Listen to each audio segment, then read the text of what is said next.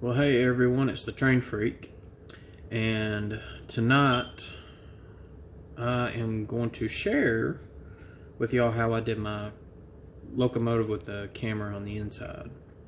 I've had quite a few people tell me on the one video that they really liked it and that they would hope that they get to do it too, and even found out that since this thing works on Wi-Fi, that hey, you could live stream with it if you got a layout up and going, which I don't yet. But before I get there and show you how I did it, I want to remind you to and make sure that you fill in the bell and click on it so that way you can receive these future videos as I come out with them. And then also thumbs up so that way my video gets shared out to more viewers due to YouTube's algorithms. And then, you know, comment if it's something you want to comment on.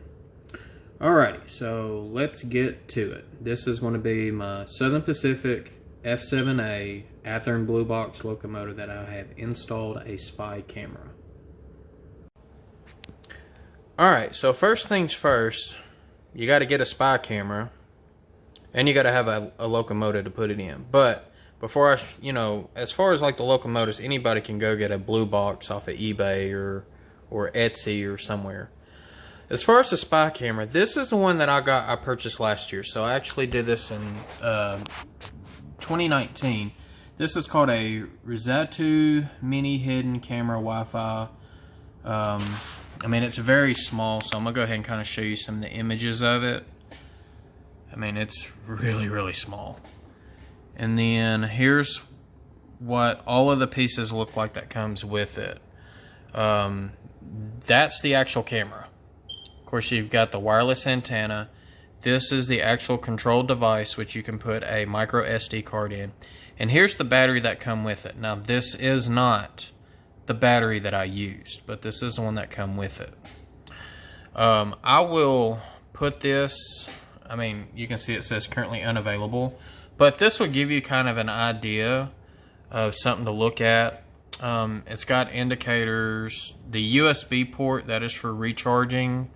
It does have a reset button on there, which I don't ever mess with, and then the micro SD card slot.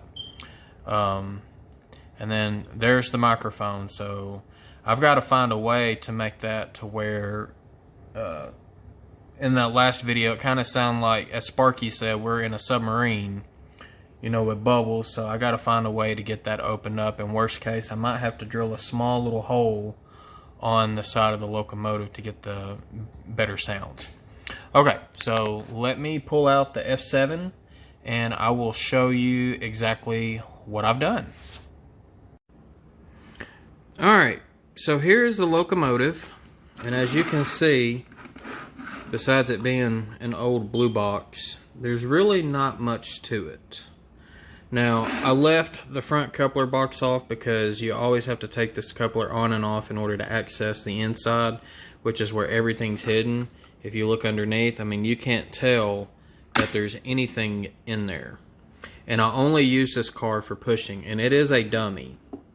Alright, so next thing I need to do, well, before I do that, this is what I really wanted to show you, and I hope we can get the light to where I can see it, so I'm going to have to play around with it. Let's see.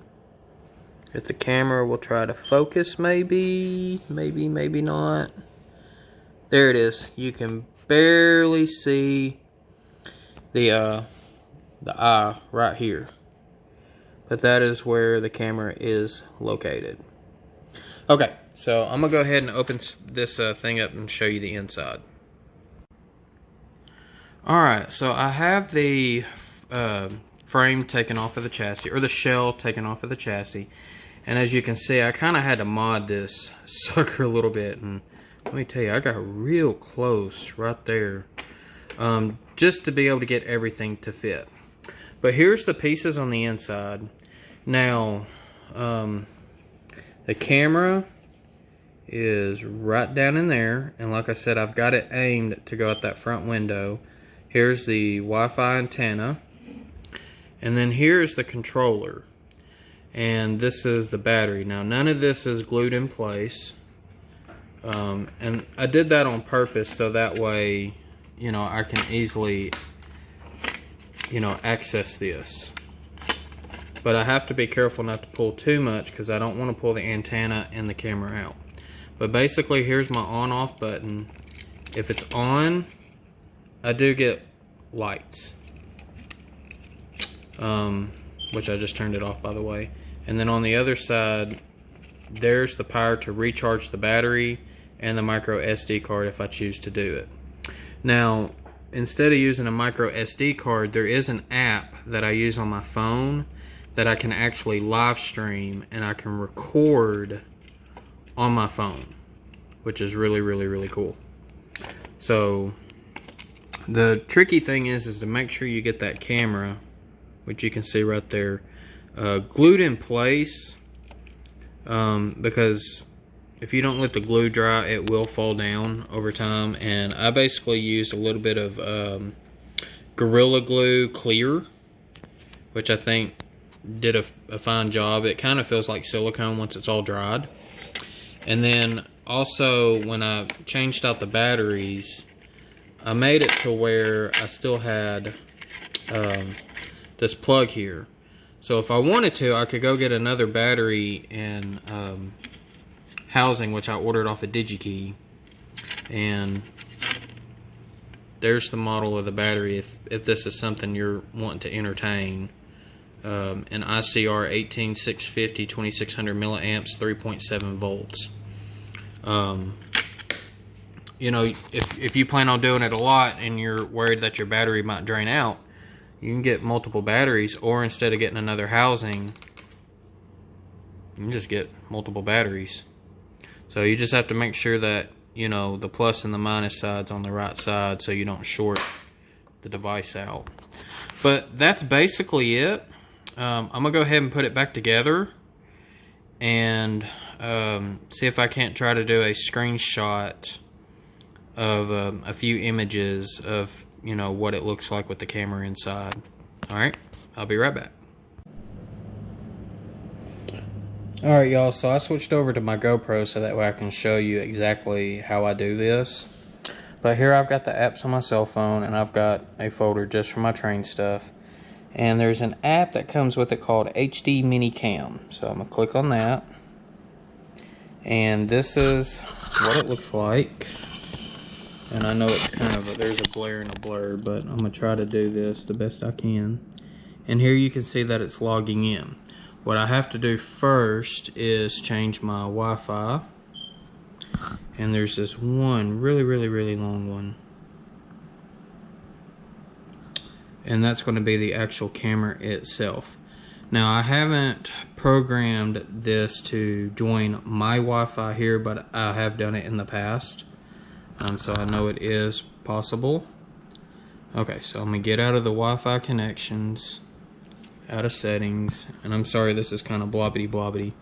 But now you can see where it says SP6054, which is what I renamed. And the reason why that is because that's the actual number of the locomotive.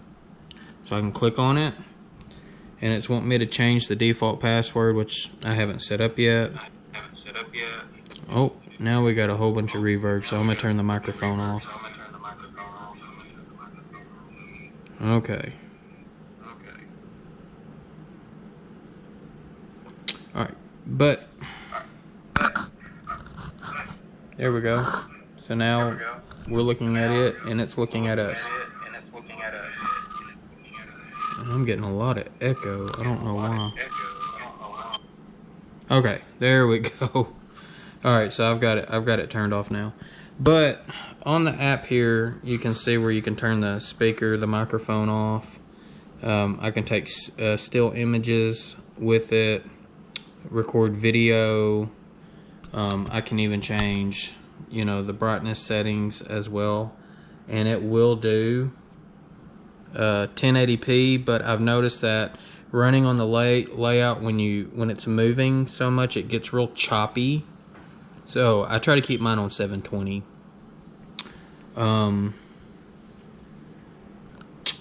So that's pretty much the view in itself. And I mean, you can see as I'm moving my phone and the camera with it, I mean, it's pretty real time. And if I get my face down here, I might be able to see myself. There we go. So I think it's a good perspective. Now, if you're wondering, well, why is it real blurry right here in the corner? Well, the hoods on these F units and even the E units, you know, they're not flat. So that little bump that you're seeing up there is actually the headlight, and this is the nose of the locomotive itself. So this is the actual view you would see if you were the engineer riding in this train. If you ever get a chance, try to go to a railroad museum, and if they have like a F unit or an E unit or even an Alco PA, something, you know, more streamlined. I want to say there's also FTs out there. You know, get in one of those and see, you know, get that view for yourself. And I think there's even some YouTube videos where you can see people riding on the inside, and you'll see exactly why it looks like this. I was hoping to put, you know, this camera either in like a switcher, like a switcher 1500, or like a SW9, something like that, or maybe a more modern locomotive like a GP35 or GP60, for example. But unfortunately, you know, those cabs do not, you know, they're not fully wide, you know, like the F units are. So, and you can see, you know, when I showed that to you earlier, how cramped all the pieces are in there. So who knows, maybe there's a smaller setup now that we could fit that in there. But unfortunately, you know, there's really not a lot we could do on that. So, but anyways, I hope you like it. You know, like I said before, I will keep posting more videos, and as I get, you know, do more on the layout, I will run this around. Maybe put it on the turntable since I've got that installed and up and going. Maybe do a 360-degree spin on it. I think that would be pretty cool. But like I said, you know, make sure you subscribe and you know, hit the notification bells and shade it in, so that way, as my new videos keep coming out, you'll get those notifications. Whether it's to your email or if you know, have your YouTube signed in on your, you know, your smartphone, Android, iPhone, either or, you'll get those notifications as videos keep coming out. Now, if you just got the bell clicked, but you don't shade it in, it's not going to notify you on everything. It's only going to notify you on related content as to what you watched, which means you might end up missing videos. Also, if you are subscribing to someone who's already subscribed to you, make sure you watch a couple of the videos, and I would suggest commenting before you subscribe back, so that way YouTube doesn't look at you as, oh, well, that's just a sub helping another sub out, so we're going to take it away, because they will do it. I've seen my subscriber, you know, count go up and then drop back down 2 hours later, just because of that. So, like I said, make sure you actually, you know, watch a couple of videos and comment before you sub. And then other than that, you know, hit the thumbs up if you like it. That will help it get put out, you know, on other people's page that are not subbed. And it just helps with the YouTube algorithms. And then, of course, like I said, comment, you know, if you want to, you know, your ideas and stuff. Maybe you have an opinion or an idea that, you know, I might be able to pull this off in another locomotive if you might find, you know, a different model on Amazon. I mean, it's worth a shot. And who says we can't have more than one of these going around at the same time? So, all right, y'all. Well, I will let y'all have at it. Y'all be safe out there, and happy railroading.